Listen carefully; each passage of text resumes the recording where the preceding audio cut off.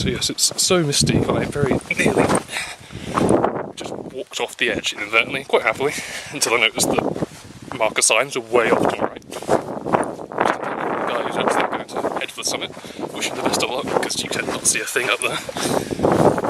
And yeah, I better stride on to the end.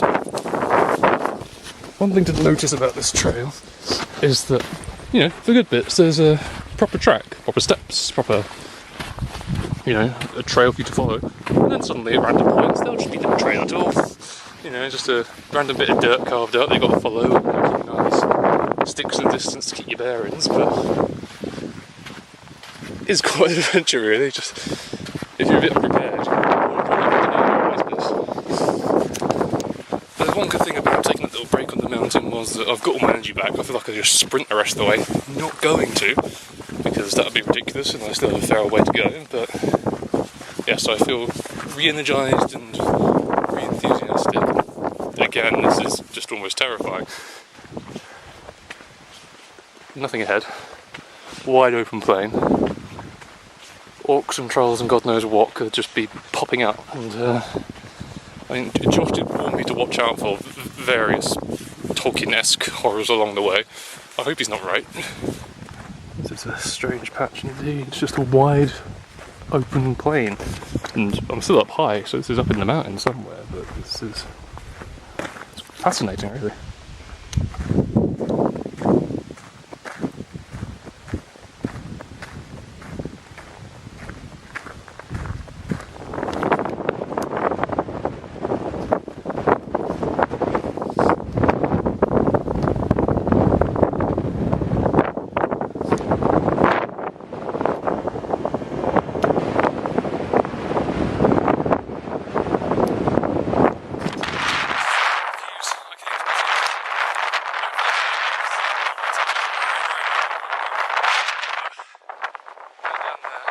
Absolutely stunning.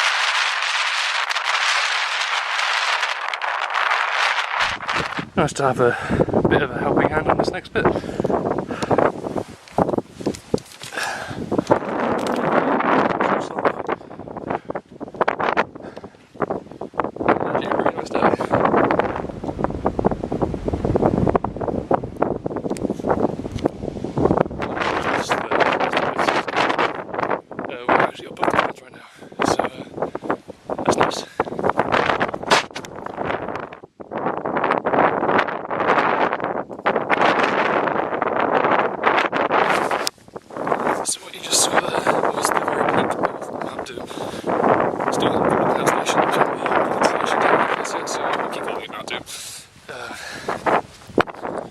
So yeah, it's 11k now to the car park.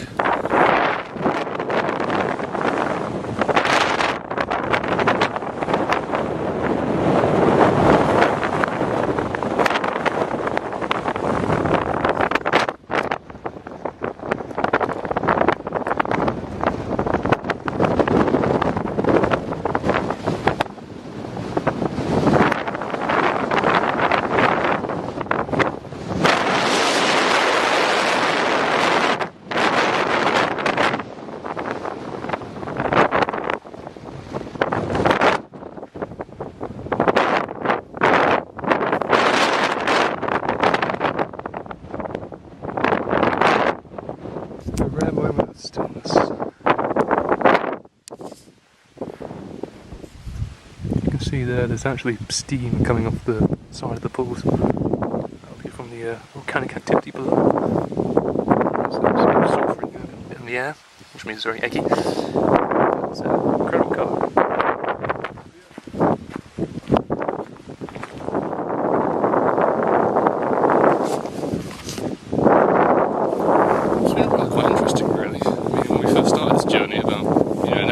Really struggling, I could really feel it in my lungs, which were climbing up steps, the pain of my life, but now I'm halfway and found my stride, and you know, chest's feeling comfortable, I feel alright, and yeah, so yeah, I just seem to have kind of passed the first wall, to use a running term, but I'm not running thankfully, and yeah, things are quite nice there.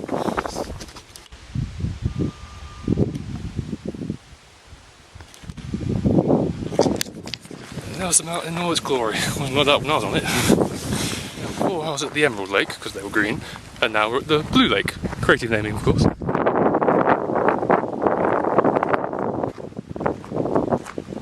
I imagine that is very, very clean water. Or maybe not, volcanic rock and all that.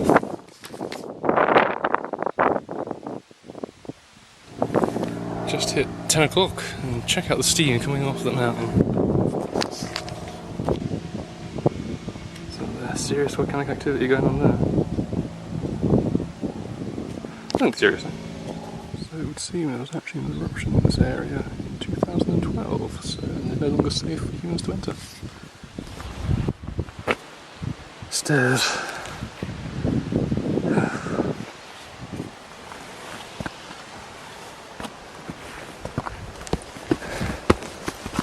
Very amusing. Now, the last time I attempted something like this, it went horribly wrong.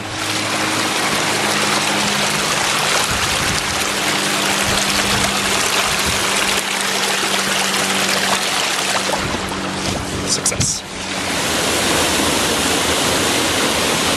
It's like being in the tropics now. This walk really does test your weather resistance.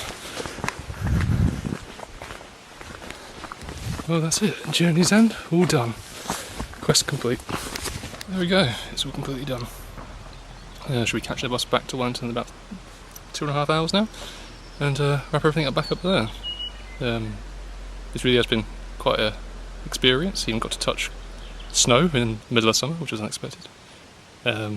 Completed the crossing in 6 hours, 15 minutes. And now I'm exhausted. I wish I had a bag that light for the whole thing, to be honest. And I'm going to have my celebratory Maltesers now in victory. I would have preferred Galaxy, but you know, what with what you got. Yeah, I will sum up back in Wellington. So there we go, here we are safely back in Wellington. Hope you enjoyed my little excursion. I was actually thinking about that in a way that since I went and took the ring to the mountain and brought it back, it actually puts me closer in line with Isildur than it does with Frodo. I'm not sure what that says about me. I wonder if I should be expecting an arrow in the back at some point very soon, but yeah, I'll just go with it. So yeah, now that's all done.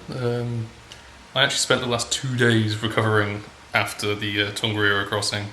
My legs just gave way, and all those steps really did a number on my calves, so I was actually walking around like a bad 70s sci-fi movie robot, and just, my legs just could not support my own weight. But yeah, 2 days later I'm now pretty much back together again. So yeah, if I learned anything from this journey, that yeah, I wasn't ready.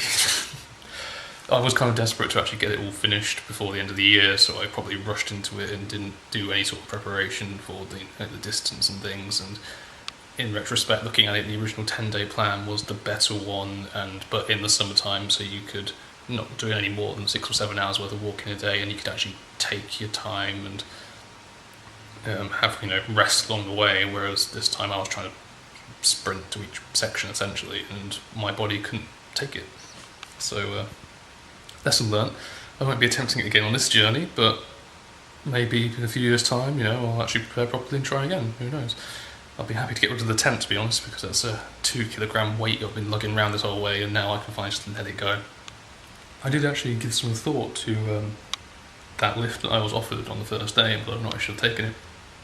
And looking back, I think the universe was actually playing in my favour for once.